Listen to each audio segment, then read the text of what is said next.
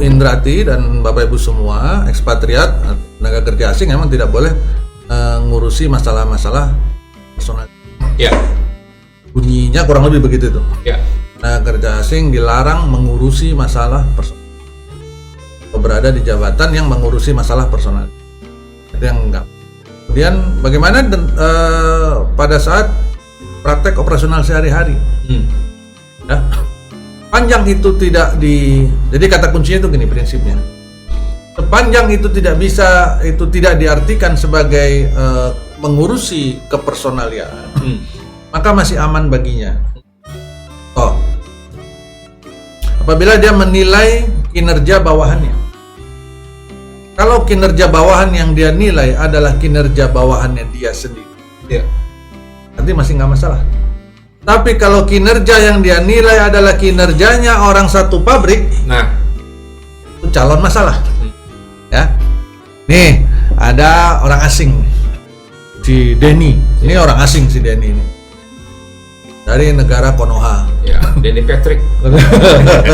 Denny Patrick Schwarzenegger, gitu ya. Nah, terus si Denny ini masuk sebagai GM. GM-nya di situ didaftarkan sebagai General Manager Marketing. Ya. Kan nggak ngurusin personalia, boleh dong, boleh. Boleh.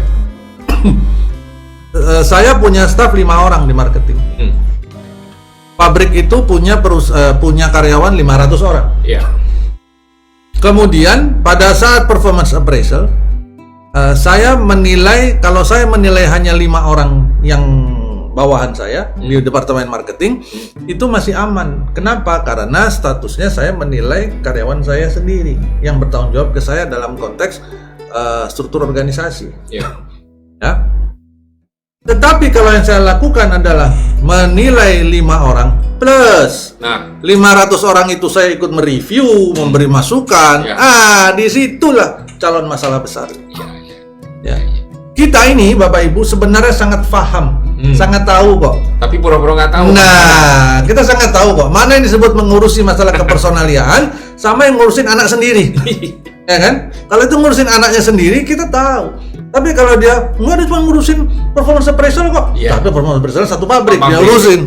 Ya, itu keliru besar ya. Itu contoh sederhana. Ya. Nggak harusnya tanda tangan di slip gaji, nggak harusnya tanda tangan di pekerjaan kerja misalkan. Nah, maka untuk amannya biasanya saya menyarankan untuk orang-orang asing biasakan dia didampingi. Nah, itulah kenapa pemerintah meminta ada tenaga pendamping. Betul. Ya kan? Termasuklah di urusan-urusan administrasi tadi ini tenaga pendamping itu harus muncul. Harusnya ya. Dalam praktek kan nggak semuanya begitu. Tenaga pendamping bagian besar itu seringkali muncul di oknum-oknum itu hanya sebagai persyaratan administrasi gitu. Nah, itu yang harus dibenahi.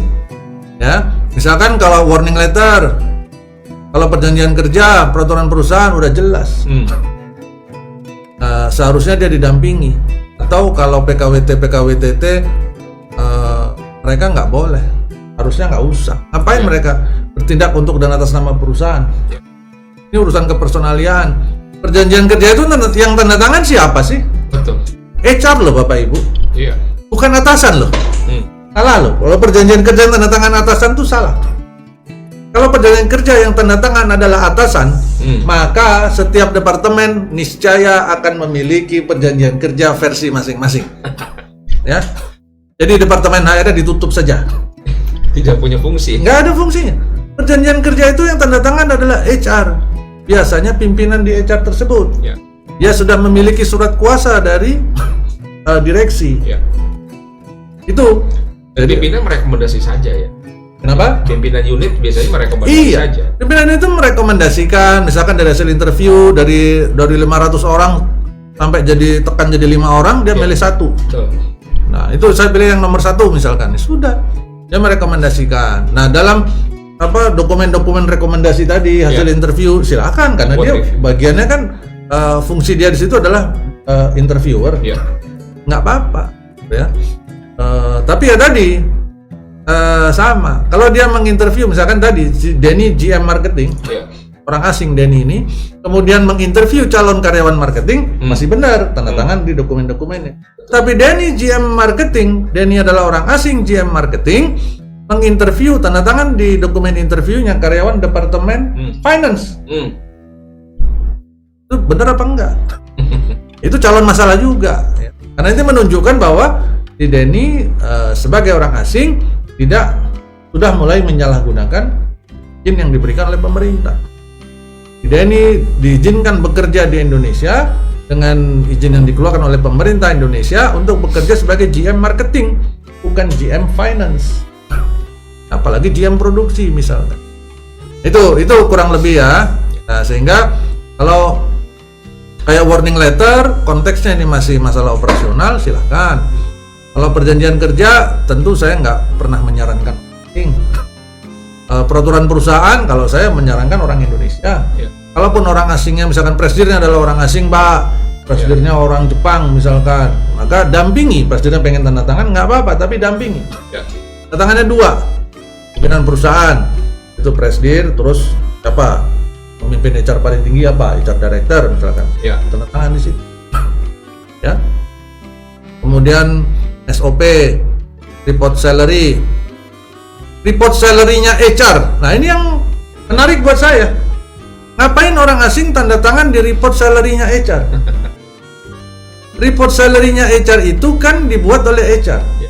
Karena pemerintah kita di undang-undang kita sudah bilang bahwa orang asing tidak bisa menduduki jabatan yang mengurusi masalah kepersonaliaan. Di dalamnya kegiatan kepersonalian salah satunya membuat report salary. Walaupun PMA. Ya kan? Terus dia tanda tangan di report salary-nya HR buat apa? Ya. Kalau dia posisinya adalah orang asingnya finance, Pak. Ya, rata-rata begitu. Direktur keuangan. Nah, jangan tanda tangan di report salary-nya HR.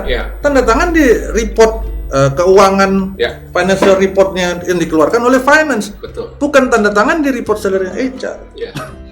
Nggak boleh, ya. Ini yang calon masalah itu yang kayak gini. Ini yang perlu kita review, Bapak Ibu. Kalau kami DDHM Partners mereview yang seperti ini sampai detail-detail seperti ini, itu biasa dilakukan dengan kegiatan HR compliance assessment itu, Pak. Banyak bener tuh hal-hal kecil-kecil seperti ini yang terjadi di lapangan, dan kalau ini diketahui atau dimanfaatkan oleh pihak-pihak lain, maka perusahaan babak belur. Kesannya kecil tapi bibit masalah. Benar, Pak.